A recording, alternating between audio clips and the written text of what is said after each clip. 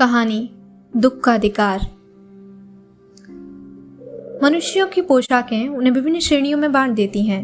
प्राय पोशाक ही समाज में मनुष्य का अधिकार और उसका दर्जा निश्चित करती है। वह हमारे लिए अनेक दरवाजे खोल देती है, परंतु कभी ऐसी भी परिस्थिति आ जाती है कि हम जरा नीचे झुककर समाज की निचली श्रेणियों की अनुभूति को समझना चाहते हैं। उस समय यह पोशाक ही बंधन और अड़चन बन जाती है।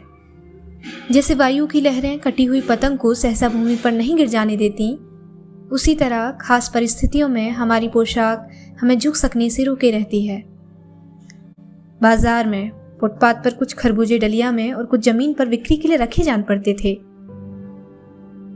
खरबूजों के समीप एक अधेड़ उम्र की औरत बैठी रो रही थी। खरबूजे बिक्री के लिए थे, परंतु उन्हें खरीदने के लिए कोई कैसे आगे बढ़ता। खरबूजों को बेचने वाली तो कपड़े से मुंह छिपाए, सिर को घुटनों पर रखे फपक फपक कर रो रही थी। पड़ोस की दुकानों के तख्तों पर बैठे या बाजार में खड़े लोग घृणा से उस स्त्री के संबंध में बात कर रहे थे। उस स्त्री का रोना देखकर मन में एक व्यथा सी उठी, पर उसके रोने का कारण जानने का उपाय क्या था। फुटपाथ पर उसके समीप बैठ सकने में मेरी पोशाक ही व्यवधान बन खड़ी हो गई। एक आदमी ने घृणा से एक तरफ थूकते हुए कहा, क्या जमाना है, जवान लड़के को मरे पूरा दिन नहीं बीता और यह दुकान लगा के बैठी है।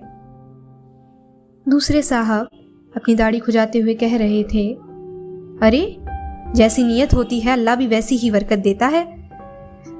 सामने के फुटपाथ पर खड़े एक आदमी ने दिया सलाई की तीली से खान खुजाते हुए कहा, इन लोगों का क्या है, ये कमीने लोग रोटी के टुकड़े पर जान देते हैं।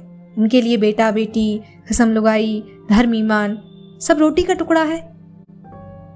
परचून की दुकान पर बैठे लाला जी ने कहा, अरे भाई, उनके लिए मरे जिए का कोई मतलब ना हो, पर दूसरे के धर्म ईमान का तो ख्याल करना चाहिए।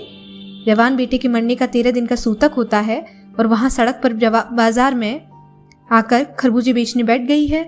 1000 आदमी आते जाते हैं, कोई क्या जानता है कि इसके घर में सूतक है। कोई इसके खरबूजे खा ले तो उसका धर्म ईमान कैसे रहेगा। क्या अंधेर है। पास पड़ोस की दुकानों से पूछने पर पता चला उसका 23 वर्ष का जवान लड़का था। घर में उसकी बहू और पोता पोती हैं।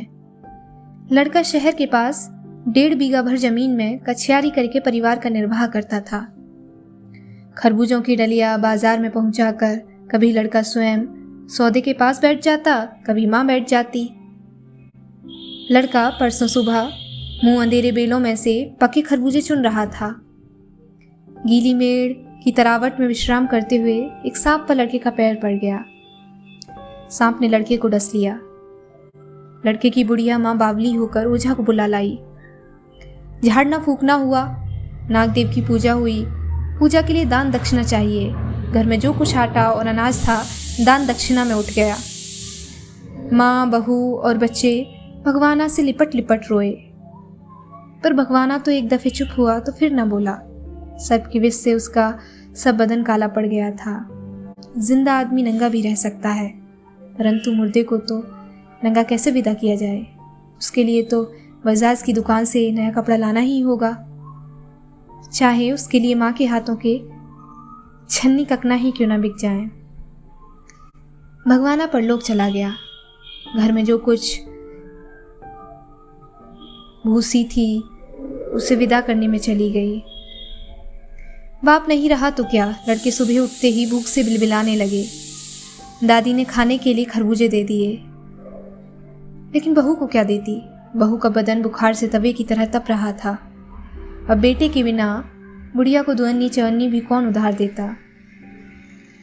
बुढ़िया रोते रोते और आंखें पोंछते पोंछते भगवाना के बटोरे हुए खरबूजे डलिया में समेटकर बाजार की ओर चली।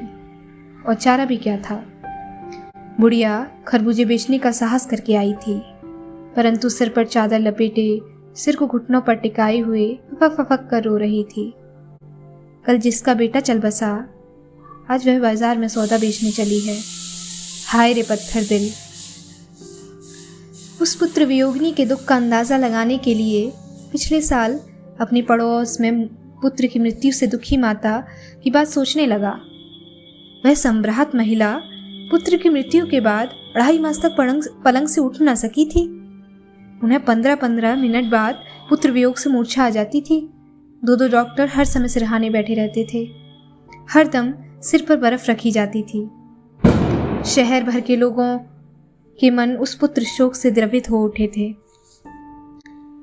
जब मन को सूझ का रास्ता नहीं मिलता तो बेचैनी से कदम तेज हो जाते हैं।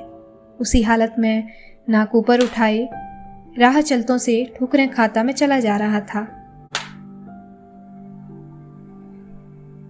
सोच रहा था, शोक करने, गम मनाने के लिए भी सहूलियत चाहिए और दुखी होने का भी एक अधिकार होता है। ये कहानी लिखी है हिंदी के प्रसिद्ध लेखक यशपाल, साहित्य अकादमी पुरस्कृत, जो हमेशा ये मानते रहे कि समाज को उन्नत बनाने का एक ही रास्ता है, सामाजिक समानता के साथ साथ आर्थिक समानता। धन्यवाद।